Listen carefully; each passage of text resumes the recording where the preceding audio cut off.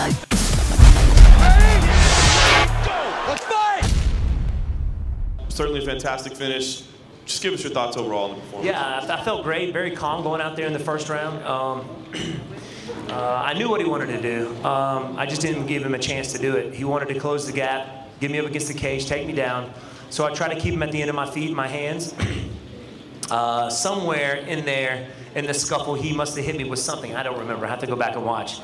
But I was still coherent. I didn't go out. My legs gave way. So I just recovered real well and, you know, got him to the fence, got back out to where I feel comfortable, and knocked him out.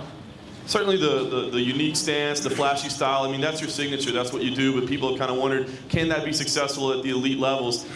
Can it be successful against you know, wrestlers? You've certainly stuck with it tonight. Do you feel like your game's going to require any modification to reach the upper echelon division? Or do you feel like the way you fight can be successful in championship level? I think I can. You know, I work with some of the best wrestlers, Chris Weidman, Matt Miller, good jiu-jitsu guys, my brother-in-law Carlos Machado, Ryan Hall, all these guys. You know, I've been a part of my camp, and I'm getting better and better every day. And I think so. The more comfortable I get with it, you know, the more the striking that you're going to see, because I feel comfortable there.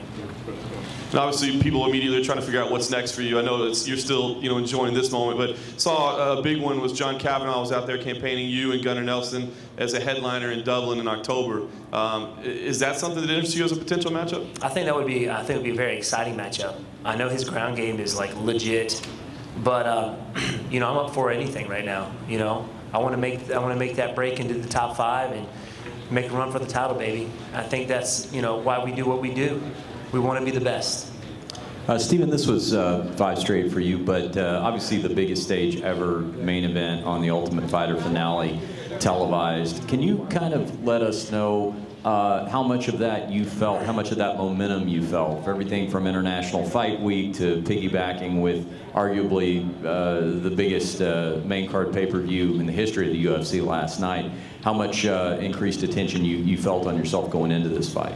I kind of did. I mean, you know, last night was huge. I mean, it was, like you said, it was, you know, you got Conor McGregor and all these, you know, champion bouts, and me being the last fight of the card, I wanted to make it special. I wanted to make it exciting, and I think that's what my style brings. So, and I'm here to put on a show. That's what people want to see.